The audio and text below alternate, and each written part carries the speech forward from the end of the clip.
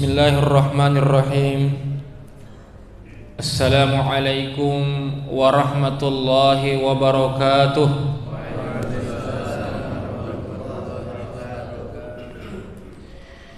Alhamdulillahi wa kafa, wassalatu wassalamu ala rasulillahil mustafa wa ala alihi wa sahbihi ahlul wafa.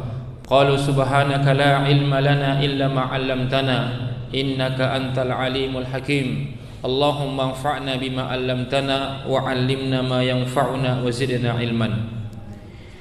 Yang saya hormati pimpinan daerah Muhammadiyah Kota Probolinggo atau jajarannya, yang saya hormati pemerintah Kota Probolinggo yang sempat hadir, yang saya hormati PCM, ya pimpinan cabang, dan segenap Bapak dan Ibu jamaah salat subuh, yang besar tadi hembau gelar, yang kecil tak disebut nama, yang insya Allah semuanya kita dirahmati dan dimuliakan Allah Subhanahu wa Ta'ala. Bagaimana kabarnya semua Pak Ibu, sehat? Alhamdulillah. Sehat perasaannya Pak? Alhamdulillah. Sehat hatinya Ibu yang di belakang, sehat semua? Alhamdulillah. Sehat dompetnya Ibu? Kalau dompetnya sudah sehat, katanya semua sehat. Tapi kalau dompetnya yang sakit, bisa sakit semuanya. Bisa-bisa kopi tidak ada di pagi hari.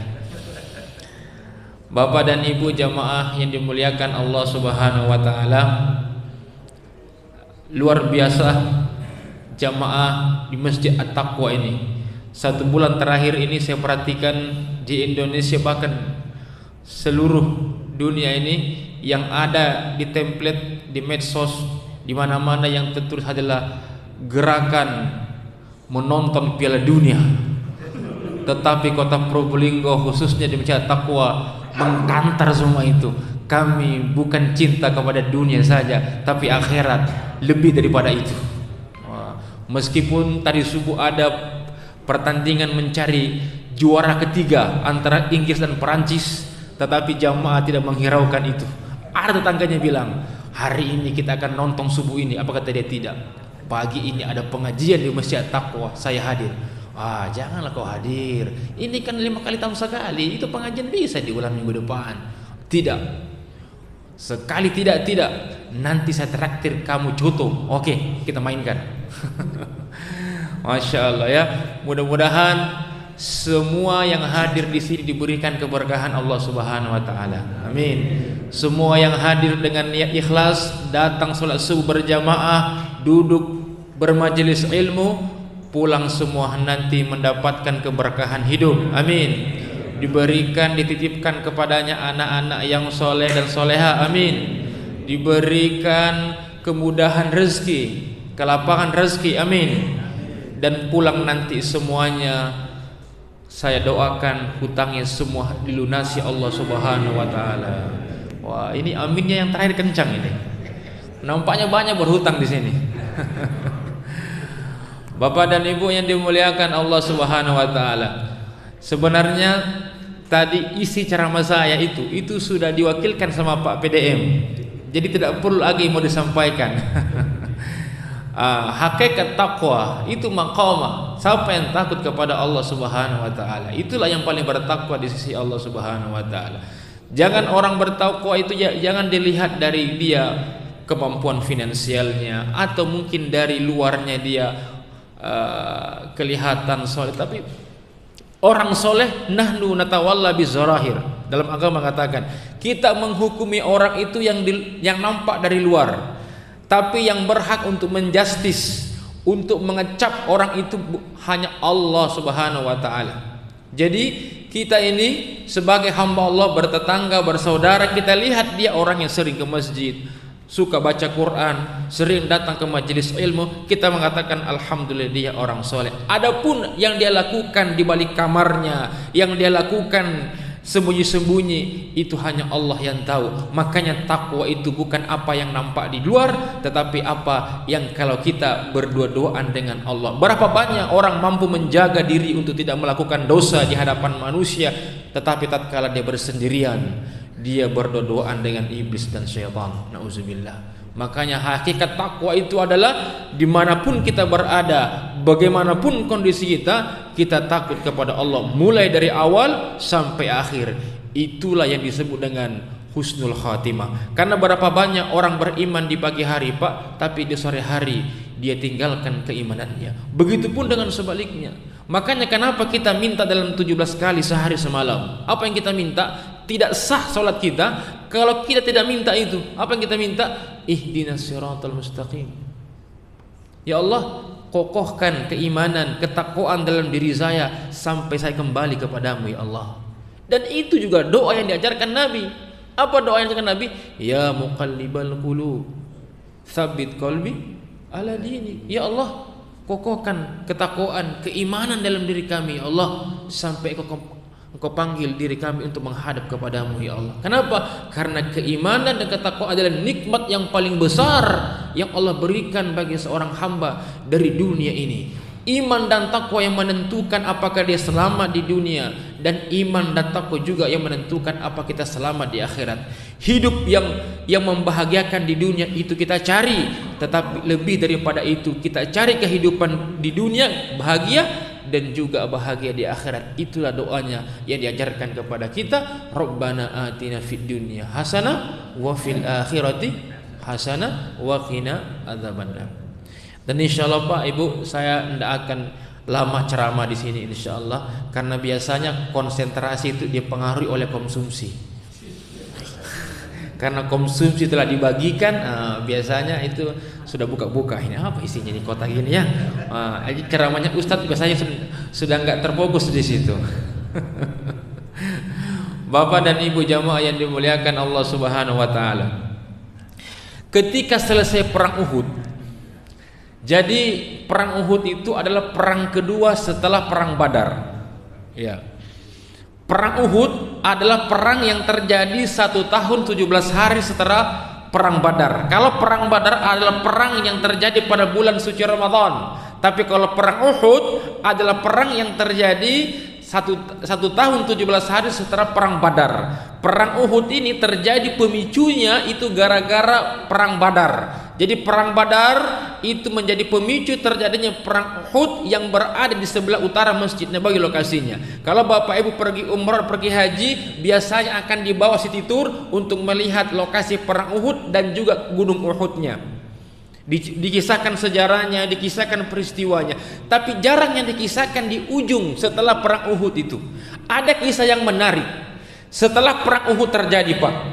Apa kisahnya? Jadi ketika telah wafat pamannya Nabi Hamzah bin Abdul Muttalib, kemudian wafat jugalah 70 lebih daripada sahabat Nabi penghafal Quran yang menjadi pasukan pemanah, yang menjadi titik penentu kemenangan umat Islam waktu itu. Kemudian apa yang terjadi? Nabi SAW sebelum berkecamuk perang, Nabi mengatakan, la yanzilan ahadukum, wahai sahabatku, khususnya kalian di pos pemanah, jangan kalian turun sampai datang perintahku. Tapi apa yang terjadi Pak? Ketika berkecamuk perang, umat Islam berada di atas angin dengan strategi Nabi. Dalam perang, di dalam sejarah manusia, hanya 2 manusia yang paling jago strategi perang, yaitu Khalid ibn Walid dan Rasulullah SAW.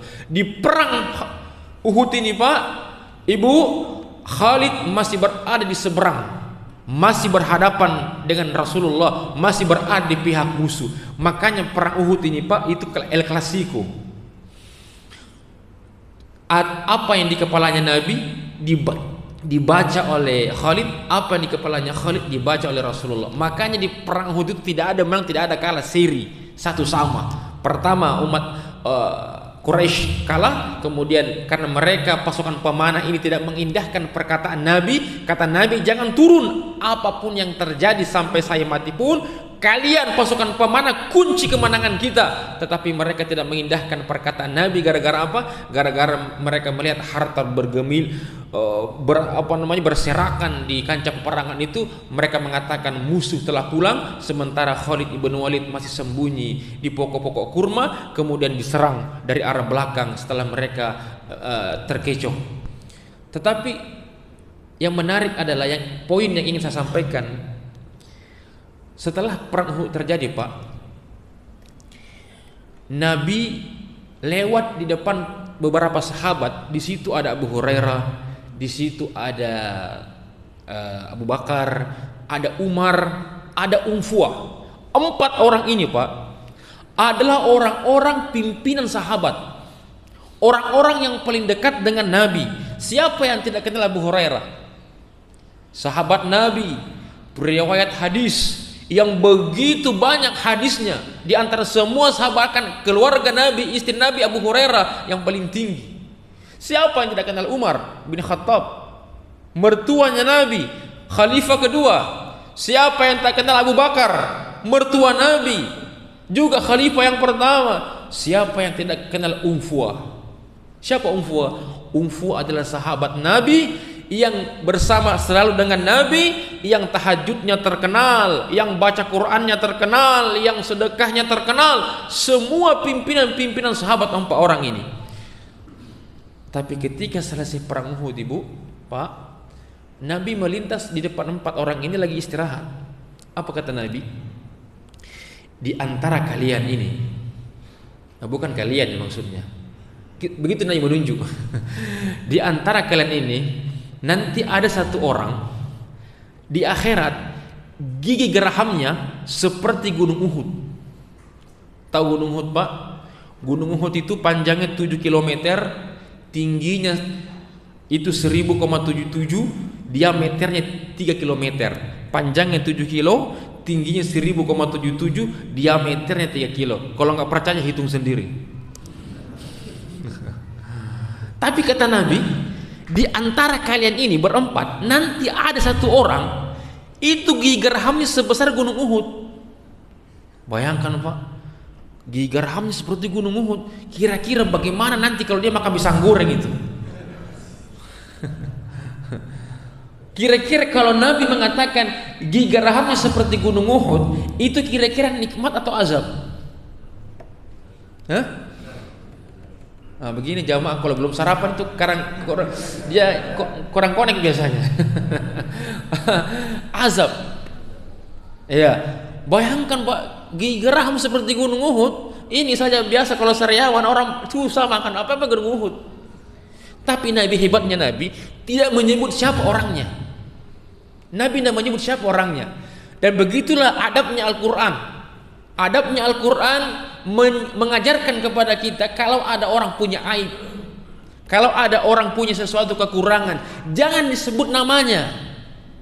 Tidak boleh. Coba Fir'aun itu, selang ada Fir'aun, tidak disebut nama aslinya, Pak. Fir'aun itu bukan nama personalnya. Itu Fir'aun adalah nama jabatan.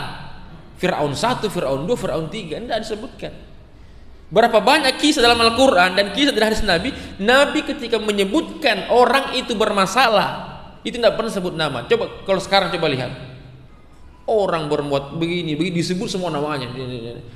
Oh, tidak, Pak Ustadz, di tempat kami sudah sebutkan namanya, cuma inisialnya. Oh, baguslah kalau begitu. Inisialnya itu namanya 5 huruf, kami sebutkan 4 huruf. Ustadz, sama saja kalau begitu. Nah, itu adab, ya. Dan Nabi menunjukkan itu, kata Nabi, di antara kalian ini nanti 1 orang ada gigi geraham seperti gunung Uhud. Baik, penasaran orang, Pak. Semenjak saat itu, di antara 4 orang ini, Fuah, Abu Hurairah, Umar, Abu Bakar, yang paling merasa feelingnya paling kuat adalah Abu Hurairah. Kenapa? Karena dia mengatakan, siapa saya dibandingkan Fuah? Fuah jauh lebih dulu masuk Islam. Karena Abu Hurairah terakhir masuk Islam, Pak. 4 tahun setelah masuk Islam dia meninggal. Tapi beliau paling banyak hadisnya yang meriwayatkan itu karena sebab doanya Nabi. Jadi Nabi pernah mendoakan Abu Hurairah itu dengan waktu 4 tahun dia masuk Islam, ribuan hadis dihafal. Apa? Karena doanya Nabi. Doanya Nabi, Allahumma faqih fid din wa alimut ta'wil. Nah, itu doanya. Nah, itu juga yang dipakai oleh guru-guru para kiai. Nah, kalau datang ada anak-anak kecil, baru mungkin ada saudara yang melahirkan, itu ditiupkan. Ditiupkan ubun-ubunnya, didoakan itu supaya anak-anak terbuka pikirannya, hatinya, supaya bisa menghafal Quran, supaya bisa menghafal hadis Nabi Shallallahu Alaihi Wasallam. Ya, tapi Pak Ustadz, ini suami saya Pak Ustadz lupa ibunya dulu, mertua saya bacakan dia itu, jadi makanya dia susah untuk bisa menghafal Quran. Oh, itu bukan susah, memang dia tidak mau ibu. Ya. Jadi Abu Hurairah yang paling merasa, apa kata dia? Jangan-jangan saya ini yang gigir Gunung Uhud. Kenapa? Karena tidak mungkin Unfuah, tidak mungkin, apalagi Umar, apalagi Abu Bakar, apalagi jangan-jangan saya. Jadi semenjak itu Pak, Abu Hurairah tidak pernah tidur malam nyenyak. Dia tidur, bangun lagi. Setelah itu dia wudu, dia sholat, minta ampun lagi. Ya Allah, kalau memanglah Engkau takdirkan aku seperti itu, ya Allah, tolong ringankan ya Allah. Dia minta seperti setiap malam, menangis setiap malam karena dia merasa dirinya. Sampai kemudian Pak, Nabi wafat, meninggal dunia Nabi Sallallahu Alaihi Wasallam, digantikan oleh mertuanya Abu Bakar As-Siddiq, khalifah pertama dalam Islam. Abu Bakar As-Siddiq dia punya program kerja 2 selama jadi khalifah Amirul Mukminin. Ya, kalau kita mungkin presiden. 2 program kerjanya. Yang pertama adalah memerangi orang yang tidak mau bayar zakat. Yang kedua adalah memerangi nabi palsu. Jadi muncul nabi palsu itu di zamannya Abu Bakar yang namanya Musailamah Al-Kazzab. Musailamah Al-Kazzab ini sebenarnya itu awalnya dia sudah mengaku nabi ketika Nabi hidup, tapi kenapa belum terang-terangan, belum berani memviralkan dirinya? Karena dia masih takut sama Nabi. Nanti ketika Nabi wafat, Abu Bakar yang terkenal dengan kelembutan hatinya, dengan karakternya lembut, maka dia sudah berani untuk memviralkan dirinya. Saya adalah nabi setelah Muhammad. Terkenal di mana-mana. Berita ini sampailah ke kota Madinah, ke Abu Bakar. Sampai ke Abu Bakar. Ketika kemudian Abu Bakar mendengar itu, dikumpulkan sahabat. Apa kata Abu Bakar? Wahai sahabatku, sesungguhnya ada Musailamah di sana, di Yamamah. Inilah nanti cikal bakal terjadinya perang Yamamah. Di Yamamah ada orang bernama Musailamah yang mengaku nabi palsu. Bagaimana pendapatmu? Apa kata sahabat? Pendapat saya, bagaimana langsung kita perangi. Beberapa mengatakan jangan. Kenapa? Karena kalau kita perangi, lebih baik kita dakwahi dulu. Kata Abu Bakar, baiklah, kalau begitu kita dakwahi dulu Musailamah, semoga dia mau taubat. Tapi kata Abu Bakar, siapa yang mau pergi ke Yamamah? Jauh, daerah Syam, dari kota Madinah, jauh sekali. Apa kata sahabat?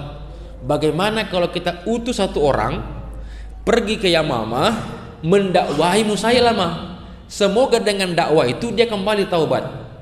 Apa kata Abu Bakar? Baiklah, kalau begitu siapa yang mau diutus? Berdiskusi sahabat, muncul satu nama. Siapa dia? Unfuah. Unfuah Pak. Unfuah sepakat setelah musyawarah yang akan diutus ke Yamamah mendakwahi Musailamah adalah Unfuah. Sepakat sahabat, sepakat Abu Bakar, dikirimlah Unfuah. Unfuah ini Pak, sahabat Nabi yang terkenal dengan salat tahajudnya, dengan baca Qur'annya, yang terkenal dengan istiqomah ibadahnya. Singkat cerita, sampailah Unfuah di Yamamah. Mulailah dia berdakwah. Apa kata dia? Wahai Musailamah, la nabiyya wa la rasulah ba'da. Tidak ada nabi dan rasul setelah Rasulullah, maka bertaubatlah engkau wahai Musailamah. Apa kata Musailamah Pak? Apakah dia langsung mengatakan, oke, kalau begitu saya taubat? Tidak. Apa kata dia? Kalau bahasa kita begini, sini dulu. Apa kata dia? Wahai Unfuah, sini dulu. Kalau kita jangan langsung keras-keras, jangan langsung ngegas. Bagaimana kalau kita ngopi-ngopi dulu? kita minum kopi, kita makan-makan dulu. Jangan langsung kau datang ke sini marah-marah. Ya. Akhirnya apa yang terjadi? Akhirnya Unfuah menerima tawaran itu. Kemudian apa kata Musailamah? Unfuah, kau katakan tadi saya suruh untuk meninggalkan saya sebagai nabi setelah Muhammad. Bagaimana kalau kau akui saya sebagai nabi? Nanti tanah saya, harta saya yang ada di Yamama ini, silakan kau tunjuk berapapun yang kau mau, ambil semua. Yang kedua, kalau itu pun belum cukup, kalau ada wanita yang kau suka di sini, silakan kau pilih, silakan kau tunjukkan kepada saya carikan dan berapapun jumlahnya kau mau. Oh, kemudian ketika Unfuah Pak ditawari dunia di tangannya, yang tadinya dia membawa misi dakwah, misi amanah Abu Bakar mendakwahi Musailamah agar kembali ke jalan yang benar, tetapi justru apa kata Musailamah? Kalau begitu Musailamah, kaulah nabi setelah Muhammad. Apa kata Unfuah? Musailamah, betul, kaulah nabi setelah Muhammad. Setelah itu pulanglah dia ke Madinah. Sampai di Madinah, apa kata dia? Abu Bakar melihat Unfuah sehat-sehat, tidak ada tanda-tanda perang, sampailah kemudian dia bergembira. Apa kata Abu Bakar? Wahai Unfuah, laporkan kepada saya bagaimana perkembangan Musailamah, apakah dia sudah kembali? Apa kata dia? Wahai Abu Bakar, ternyata betul, Nabi Muhammad itu bukan terakhir, yang terakhir adalah Musailamah. Dan waktu pernyataan itu diungkapkan oleh Unfuah, Abu Hurairah ada di sampingnya Abu Bakar, Pak. Apa yang lakukan Abu Hurairah? Abu Hurairah langsung sujud syukur. Dia mengatakan, ya Allah, ternyata beberapa tahun yang lalu yang engkau katakan, yang disebutkan nabimu bahwa gerhamnya seperti gunung Uhud adalah bukan saya, ternyata Unfuah. Kenapa? Karena Unfuah mengakui Musailamah sebagai nabi setelah Muhammad. Jemaah dimuliakan Allah Subhanahu wa taala. Jadi kalau tadi PDM menyebutkan ada kiai 4 orang yang masuk, yang dia temu di lapas, itu belum seberapa. Ini sahabat Nabi, Unfuah, yang hidup di zaman Nabi. Maka begitulah fitnah dunia. Maka begitulah orang kalau tidak takut kepada Allah. Makanya orang yang selamat di sisi Allah adalah orang-orang yang hanya takut kepada Allah. Dunia penyebab kenapa kita tidak takut kepada Allah, Pak, karena dunia terlalu menjadi ambisi buat kita. Ya, terlalu menganggap dunia ini tujuan daripada hidup ini. Sehingga apa yang terjadi? Sehingga rasa takut diangkat di sisi Allah. Cinta kepada dunia boleh, tetapi jangan disimpan di dalam hati, Pak. Cukup dunia ini di genggaman saja. Harta yang kita punya, Pak, itu titipan. Akan ditanya oleh Allah dari mana kita ambil dan di mana kita keluarkan. Jabatan yang kita punya saat ini, Pak, yang di sini ada orang diberikan jabatan, jabatan itu pun nanti akan ditanya oleh Allah. Jangankan harta, jangankan jabatan, usia, umur kita, ilmu kita akan ditanya oleh Allah. Makanya kalau orang beriman mengerti hakikat takwa itu, dia akan takut, ya Allah, sudah berapa lama saya hidup di dunia ini, ya Allah? Apakah ketakutan saya kepadamu itu lebih besar dibandingkan takut saya kepada dunia ini? Ya, takut BBM naik, ya wajar, manusiawi. Ya, takut ini, takut itu wajar. Tetapi jangan ketakutan kepada dunia, bersifat dunia ini itu lebih besar takut kita kepada Allah. Inilah akidah, inilah tauhid yang harus diluruskan umat ini. Kenapa kehidupan kita semakin hari semakin jauh daripada kebenaran? Karena terlalu kita memikirkan dunia berlebihan. Al-Quran mengajarkan kita, cari duniamu karena kau hidup di dunia, tapi jangan lupakan ada kehidupan setelah dunia ini. Apa itu? Akhirat. Maka keselamatan di akhirat itulah yang menentukan kita akan kembali kepada Allah, itulah hakikat takwa kepada Allah. Jadi takwa, hakikat takwa keimanan yang pertama adalah menundukkan hati dan pikiran hanya takut kepada Allah dan tidak terbuai oleh siklus kehidupan dunia yang gemerlap, semakin hari semakin mendatangkan fitnah kepada kita. Jamaah yang dimuliakan Allah Subhanahu wa taala. Lalu kalau kita bertanya pada diri kita, apakah sudah sama nikmat yang Allah berikan kepada kita dengan rasa takut kita kepada Allah?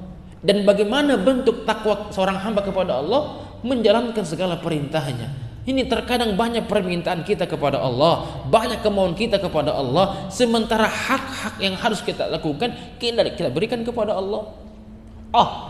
Tidak Pak Ustadz, itu di samping rumah saya, tetangga saya tidak pernah ke masjid, tidak pernah sholat berjamaah. Puasa Ramadan pun saya sering dapati dia buka puasa jam 1 siang, ibadahnya nggak bagus, tapi kenapa rezekinya lancar, jabatannya naik terus, rumahnya semakin besar, mobilnya besar, tanahnya besar, bininya besar.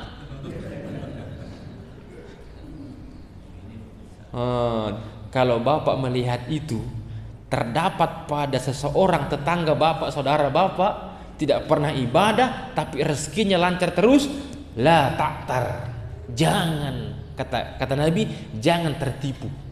Karena ada orang yang diberi sisi dunia banyak Pak Ibu, tetapi kata Nabi itu namanya istidraj, dibiarkan dia semakin membangkang, Allah tidak tegur dia. Semakin dia berdosa, semakin dia bermaksiat, semakin Allah lancarkan rezekinya.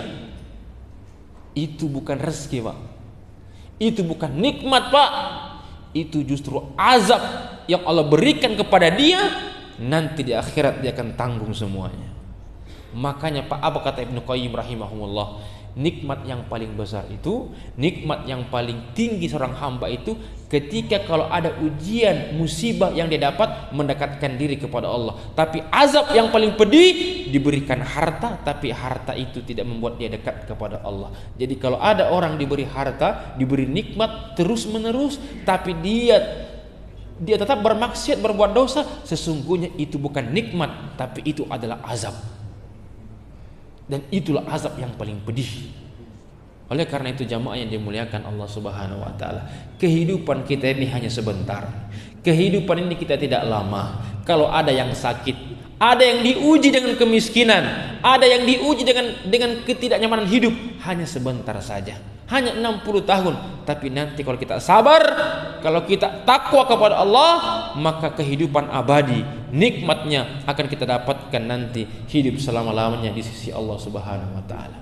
Jadi konsep yang pertama Pak, takwa itu adalah orang yang selalu meyakinkan dirinya hidup di dunia ini hanyalah sebentar, dan kita akan bernaung hidup dari tanah, kemudian di atas tanah, dan akan kembali ke tanah. Dan itulah hakikat hidup kita. Dan seyogyanya orang yang beriman itu hanya takut kepada Allah, bukan karena dari sisi dunia. Lalu apa yang menguatkan kita Pak Ustadz? Lalu apa yang menguatkan kita agar kita ini semakin takwa kepada Allah? Yang pertama tadi, anggaplah dunia ini hanya sebagai jembatan kita untuk menuju ridha Allah Subhanahu wa taala. Kenapa orang-orang dulu Pak?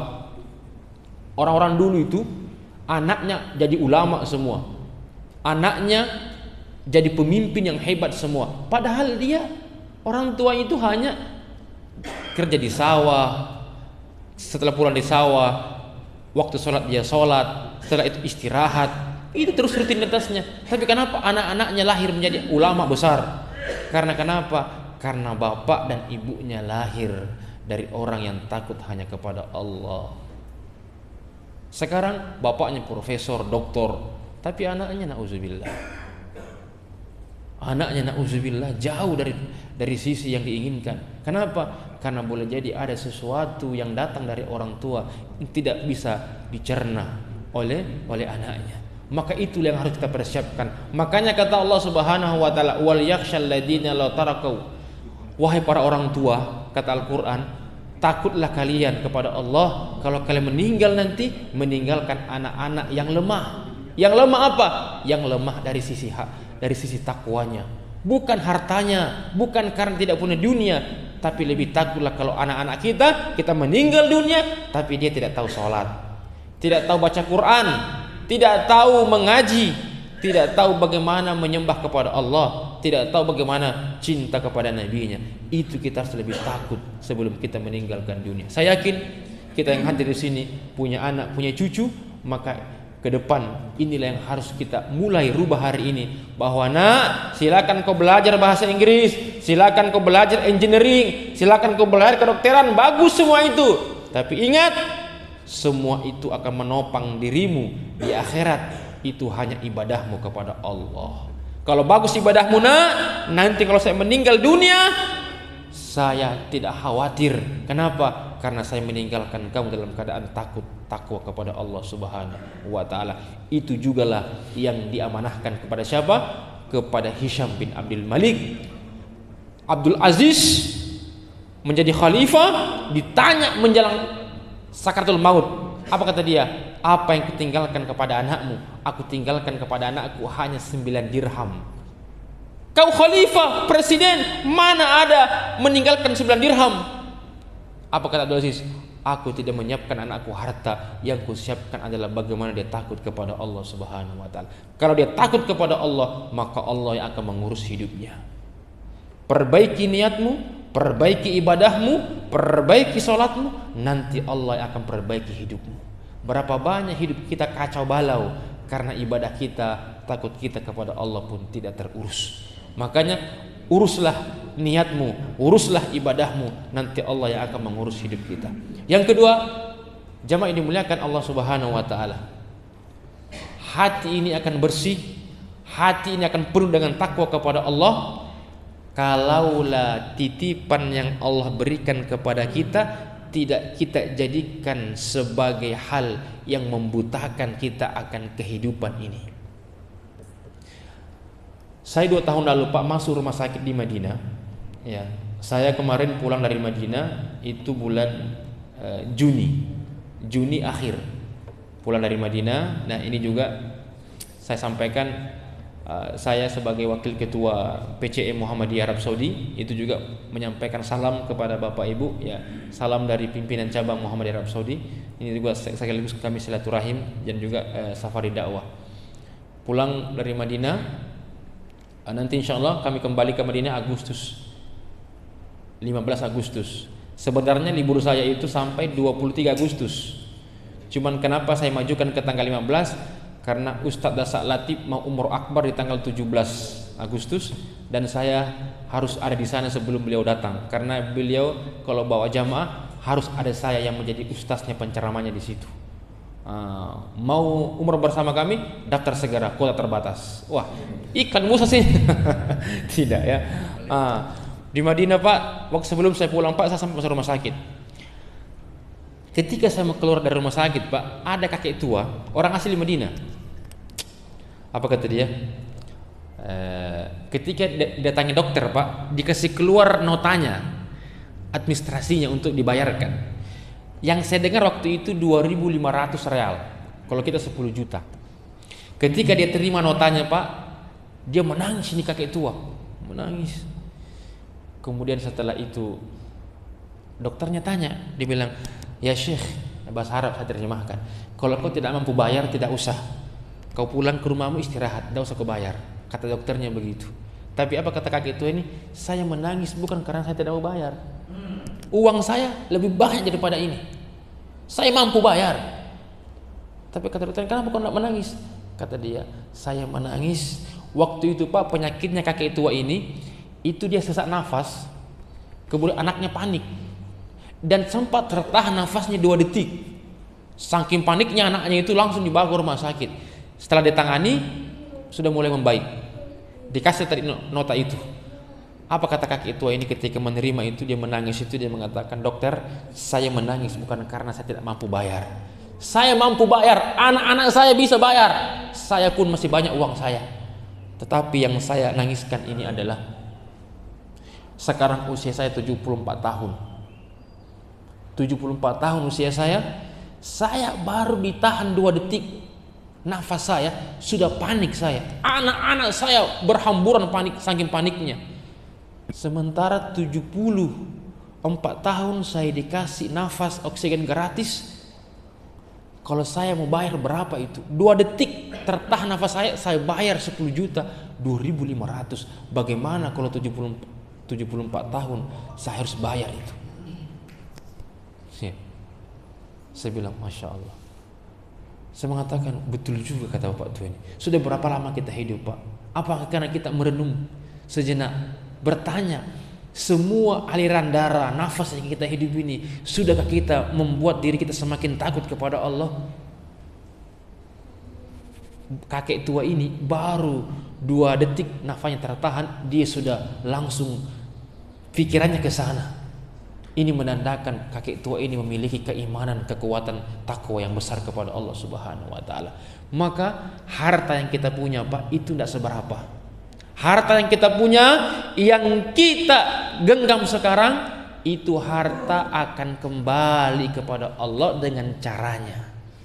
Harta yang akan tersimpan untuk kita, itulah yang kita gunakan di jalan Allah.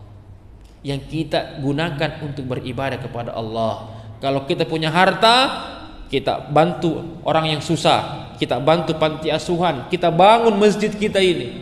Masjid kita ini, selama ini masjid berdiri di tempat pengajian, tempat ibadah, apapun yang kita kasih, mungkin kita tidak bisa bangun masjid, mungkin kita hanya bisa kasih kipas, kasih 1 lantai, 1 sajadah, maka sajadah itu berdiri, kipas ini ada, maka itulah akan mengalir sampai hari kiamat. Itulah ibadah kita yang sesungguhnya. Itulah ibadah kita yang sesungguhnya. Bahkan Nabi mengatakan, barang siapa yang membangun masjid, maka nanti dia akan dibangunkan istana di surga. Dan kata Nabi, kalau kalian punya harta, bangunlah masjid meskipun sebesar kandang kucing. Tapi jangan juga gara-gara ini bangun masjid hanya kandang kucing dibuat.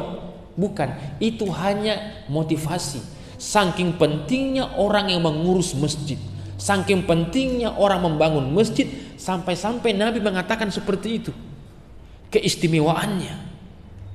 Jadi harta yang kita punya, yang kita genggam saat ini, itulah akan kembali kepada Allah, membantu saudara, membangun masjid, membangun pondok tahfiz. Terakhir Pak, sebelum saya tutup kajian kita pada pagi hari ini, ada kisah nyata yang terjadi 2023. Kisah ini sempat menggemparkan Arab Saudi waktu itu. Ada seorang ulama dari Maroko, Maghrib, terkenal dia, saking terkenalnya beberapa negara itu kenal dia. Dia kemudian bermimpi 3 malam berturut-turut berjumpa dengan Nabi. Jadi Nabi datang kepada dia Pak. Nabi datang kepada dia, apa kata dia? Wahai fulan, disebutkan namanya, kalau kamu mau lihat penghuni surga zaman sekarang, datanglah ke kota Mekah, namanya ini. Ini ulama ini, dia yakin dengan hadis Nabi. Nabi kalau datang ke mimpi kita Pak, itu bukan syaitan, itu betul-betul Nabi. Dan Nabi datang 3 kali dan mimpinya sama selalu. Dikatakan kalau kau melihat penghuni surga, datanglah ke kota Mekah, ini orangnya, disebutkan ciri-cirinya. Karena sudah 3 malam betul-betul dimimpi dengan mimpi yang sama, dia langsung buat visa, terbang ke Saudi. Sampai di Saudi dia umroh. Setelah dia umroh, karena dia ulama besar, terkenal juga di Arab Saudi, jadi gampang orang-orang mengenali dia. Sampai-sampai ulama di Mekah langsung melihat dia, langsung menyambut, dijamu di kediamannya. Dia katakan, saya datang ke Mekah ini wahai saudaraku, yang dikatakan sama ulama Mekah itu bukan hanya sekedar umroh, tapi ada tujuan saya, dan tolong bantu saya. Karena kau orang Mekah. Apa kata dia? Tolong carikan saya orangnya ini, namanya ini, dia berada di daerah sini di Mekah. Kata dia, saya belum pernah dengar orang itu. Karena menurut orang Mekah ini jangan sampai dia cari ulama juga. Kata dia bukan ulama. Saya mau cari orang ini, namanya ini. Karena ini yang dimintai tolong adalah ulama terkenal di Mekah. Akhirnya gampang bagi dia untuk menyuruh orang-orangnya dicari Pak, dapatlah orangnya, namanya sama. Tetapi dia bukan orang yang soleh, dia orang biasa saja, ibadahnya tidak seberapa. Kemudian dia juga bukan orang ulama yang kita kenal, dan dia tinggalnya di pelosok di ujung kota Makkah. Singkat cerita, datanglah orang ini, diceritakan, dilaporkan bahwa ada orang yang diceritakan sama syekh ini, orang yang dibawalah syekh ke sana, dan ternyata tampaknya Pak kumuh, tidak seperti kota Mekah yang Bapak lihat kalau umroh, kalau haji, yang bersih, yang beginda. Dia di ujung kota Mekah, kumuh tempatnya, dan orang itu tinggal di situ. Ketika syekh sampai di situ, orang-orang heran semuanya, kaget, kenapa ada ulama Mekah datang ke sini bersama dengan ulama Maroko? Orang-orang tahu semua kenapa dia datang ke sini, tempat yang kumuh. Dikatakan kepada masyarakat situ, saya cari namanya ini, di mana dia? Kebetulan orang yang dicari itu, Pak, lagi ada di rumahnya. Dicari, kemudian berdialoglah mereka. Apa kata syekh dari Maghrib ini, Maroko ini? Kata dia begini, wahai fulan, percaya tidak percaya, saya harus ceritakan kepada engkau. Nabi datang dalam mimpi saya, dan Nabi menceritakan bahwa engkau di surga. Tolong apa amalan yang kau lakukan sehingga Nabi datang ke mimpi saya dan menyebutkan namamu dan dirimu bahwa engkau di surga, dijamin surga oleh Allah Subhanahu wa taala. Ini orang kaget juga. Jangan-jangan kau ini salah mimpi. Masa dia tidak yakin bahwa dia akan di surga juga? Karena ketahuan dari sifatnya, dia tahu sifatnya siapa, dirinya. Apa yang terjadi, Pak? Dia mengatakan, coba ingat-ingat, apa amalanmu? Ternyata, Pak, orang ini itu selama dia hidup di Mekah, dia jarang ke Ka'bah. Bayangkan, orang yang jarang ke Ka'bah, jarang sholat berjamaah di Masjidil Haram, tapi dijamin surga oleh Allah Subhanahu wa taala. Dia lahir di Mekah, dia asli Mekah, tapi tidak pernah injakkan kakinya di Masjidil Haram. Tapi Nabi datang kepada syekh ini bahwa orang itu di surga. Ternyata pas ditanya-tanya, terus ditanya, akhirnya dapat satu poin yang menunjukkan apa inti dari permasalahan ini. Apa kata dia? Kalau memang yang disampaikan Nabi itu adalah saya, dan kalau kau mau tahu amalan saya tidak ada amalan saya. Lihatlah kondisi saya amburadul, saya hidup sebatang kara, dan saya jarang ke Masjidil Haram, dan saya ibadahnya begitu-begitu saja. Cuman satu ada amalan saya. Di samping rumah saya ini ada nenek tua, dan dia juga tidak ada yang ngurus dia. Setiap yang saya makan saya kasih dia, setiap yang saya punya saya kasih dia. Saya sudah anggap dia sebagai orang tua saya, meskipun saya tidak kenal dia. Saya pelihara dia, saya kasih makan, saya rawat. Kalau rumahnya rusak saya perbaiki. Apa kata syekh ini? Oh, berarti itulah amalanmu. Kenapa Nabi datang kepada saya sampai saya perjalankan ke sini umroh hanya untuk bertemu denganmu, gara-gara amalan sedekahmu ini kepada orang itu. Akhirnya menangislah orang ini. Baru dia mandi, baru dia minta tolong antarkan saya ke Masjidil Haram. Diantar sama syekh Mekah dan syekh Maroko ini. Waktu itu maghrib, Pak. Maghrib dia salat maghrib berjamaah, rakaat pertama, rakaat kedua, rakaat ketiga. Orang ini ketika orang salam dia masih sujud. Ternyata pas dibangkitkan ternyata dia sudah meninggal dunia. Meninggal keadaan husnul khotimah sebab akibat daripada sedekah yang dia lakukan. Jadi takwa itu sejalan dengan apa yang kita miliki, yang mau kita berikan kebala di jalan Allah Subhanahu wa taala. Makanya orang yang mati, Pak, ditanya sama Allah, kalau kau dikasih waktu untuk hidup 1 detik saja di dunia, apa yang kau lakukan? Sedekah. Fa asaddaqa wa aqum minas sholihin. Baik jamaah dimuliakan Allah Subhanahu wa taala, maka kesimpulan daripada kajian kita pada pagi hari ini bahwa takut kepada Allah Subhanahu wa taala itu berdoalah, minta kepada Allah ihdinas siratal mustaqim. Yang kedua, jadikan dunia hanya dalam genggaman, jangan dalam hati. Yang ketiga, harta yang kita punya hanya jadikan dia sebagai jembatan untuk menuju kepada Allah. Apa yang kita berikan kepada Allah itu juga yang akan kita dapatkan. Ibu, kalau punya emas, ibu punya harta, mulai sekarang bagilah sedikit untuk di jalan Allah. Pak, kalau bapak punya harta, punya uang, punya tanah, punya sawah, ada hasilnya, sumbangkan di masjid, sumbangkan di panti asuhan. Tidak semua, sebagian. Tapi kalau bapak kasih ibu semuanya, nanti ibu dia belikan emas, nanti kalau bapak meninggal emasnya itu akan dijual, maka dia akan menikah. Begitu pun dengan ibu. Ibu kalau punya uang di ATM-nya bapak, Pak, bulan ini jadwal kita untuk menyumbang di Masjid At-Taqwa, kita berikan. Kata bapaknya, enggak usahlah, kita kan sudah bulan lalu, masih ada ini yang mau kita beli. Hati-hati, Pak. Hati-hati Bu, nanti kalau ibu meninggal duluan, bapak nanti bisa menikah lagi. Maka gunakanlah itu di jalan Allah Subhanahu wa taala. Baik, demikian yang dapat kami sampaikan. Mudah-mudahan pertemuan singkat ini bisa membawa berkah, membawa manfaat. Mudah-mudahan ada bisa kita ambil, dan duduknya kita mulai tadi lepas subuh sampai detik ini itu dihitung pahala di sisi Allah Subhanahu wa taala, dan itu didoakan oleh malaikat-malaikat Allah sebagaimana Allah mengatakan dalam hadis Nabi. Rasulullah bersabda, "Mastama qaumun fi baitin min buyutillah." Tidak berkumpul umatnya Muhammad di suatu masjid di rumah Allah, ya tadarasuna bainahum, mendengarkan ceramah, mendengarkan kajian, mendengarkan tilawah Al-Qur'an, maka Allah janjikan 3. Apa itu? Nazala alaihimus sakinah. Allah turunkan ketenangan dalam diri kita. Jadi kalau bapak mau cari ketenangan hati, tenang jiwa, datanglah ke masjid, ikutlah pengajian. Yang kedua, Allah turunkan rahmat kepada kita. Yang ketiga, Allah sebutkan nama kita satu persatu. Makanya kalau ada pengajian, ikut. Kita akan dapatkan 3: ketenangan hati, mendapatkan rahmat, dan mendapatkan doanya malaikat. Yang keempat, dapat nasi kotaknya juga. Itu yang paling penting. Baik, demikian yang saya sampaikan. Mudah-mudahan ada manfaatnya. Tadi saya ceramah pukul 6, pukul 5 lewat 25, sekarang pukul 6 lewat 25, pas 600 ml, 60 menit, 1 jam. Mudah-mudahan ada manfaatnya. Bapak Ibu, kurang lebihnya mohon dimaafkan. Ya, segala yang datang Allah Subhanahu wa taala, kesalahan yang datang dari pribadi kami sendiri.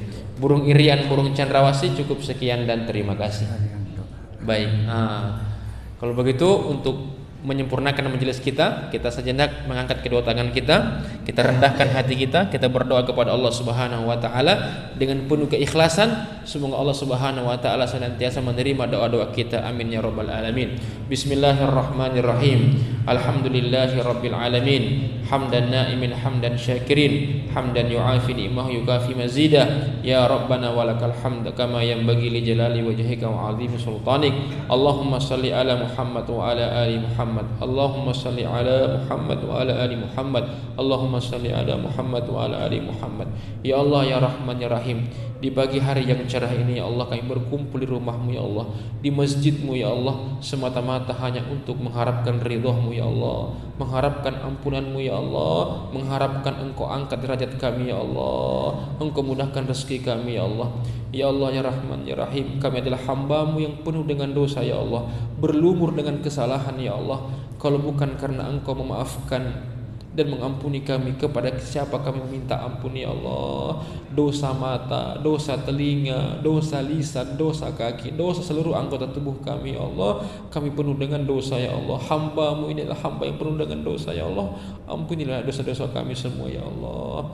Ya Allah ya Rahman ya Rahim, Engkau lah yang Maha Pemberi ya Allah. Mudahkan rezeki kami ya Allah, lapangkan rezeki kami ya Allah. Apabila ada di antara kami yang masih susah rezekinya ya Allah, mudahkanlah ya Allah. Apabila masih jauh ya Allah, maka dekatkanlah ya Allah. Apabila masih ada di atas, maka turunkanlah ya Allah. Apabila masih ada di dalam, maka keluarkanlah ya Allah. Apabila sudah berkumpul di depan kami ya Allah, maka berkah ya Allah.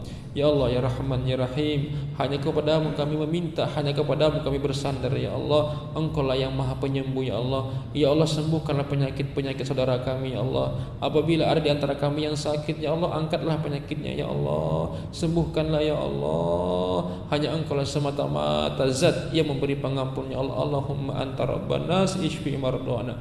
Ya Allah ya Rahman ya Rahim, Engkau lah yang Maha Agung lagi Maha Kuasa ya Allah. Titipkanlah kepada kami anak-anak yang soleh dan soleha ya Allah. Jadikan anak-anak kami, cucu-cucu kami, cucu keturunan ya Allah, yang mengabdi kepada-Mu ya Allah, yang menyembah kepada-Mu ya Allah, yang mencintai Nabi-Mu, mencintai kitab suci-Mu Al-Quran ya Allah. Jadikanlah anak kami sebagai qurratul ayun ya Allah, penyejuk hati kami, penyejuk mata kami ya Allah, di kemudian hari ya Allah.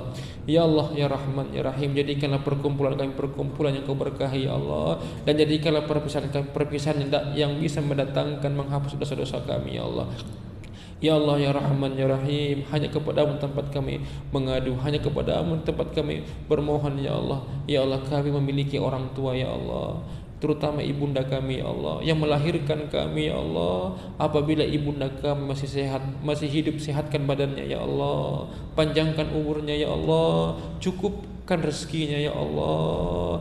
Ya Allah ya Rahman ya Rahim, ibunda kami yang melahirkan kami, meregang nyawa melahirkan kami ya Allah, memelihara kami, mendidik kami waktu kami kecil, terkadang tidurnya tidak nyenyak, makannya tidak lahap, gara-gara kami yang selalu menghalanginya makan karena kami menangis baru mau suap nasi di mulutnya ya Allah, kami menangis dia tinggalkan makanannya ya Allah, baru ingin tertidur ya Allah, dari kelelahannya kami menangis dia tinggalkan tidurnya ya Allah, dia relakan, dia mengantuk untuk menjaga kami ya Allah.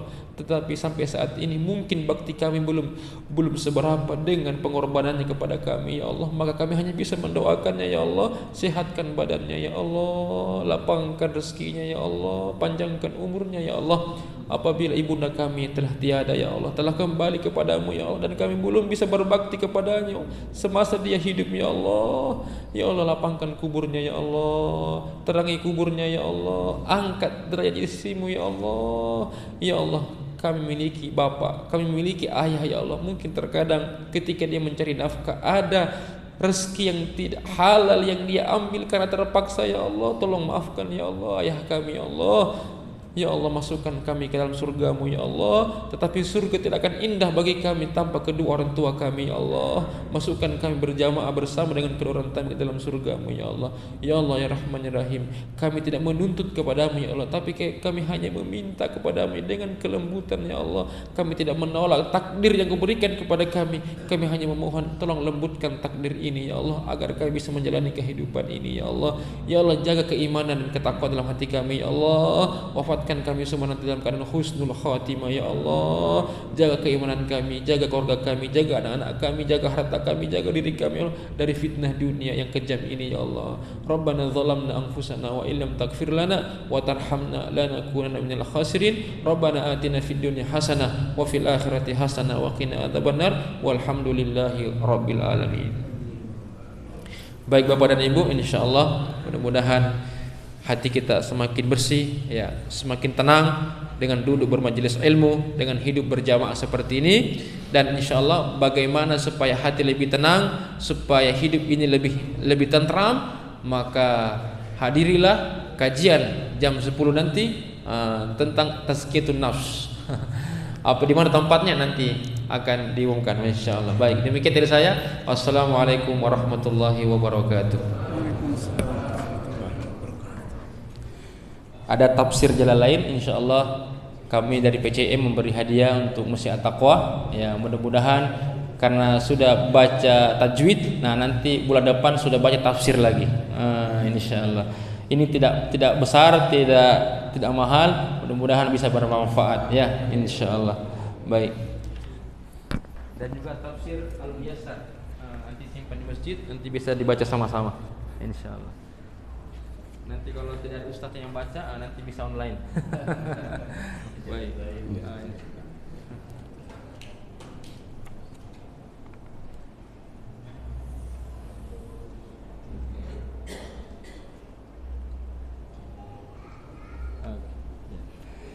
Terima kasih, mudah-mudahan bermanfaat buat kita semua sehingga menjadikan kita lebih dekat kepada Allah Subhanahu wa taala. Kemudian selanjutnya adalah pembagian paket sembako secara pemberian secara simbolis dari Basnas Kota Probolinggo. Kami mohon Bapak Sa'i sama Bapak Jumadi untuk masuk ke depan. Pak Sa'i sama Pak Jumadi ada, Pak Sa'i ada, Pak Sa'i. Oh itu ada, Pak Jumadi enggak Pak?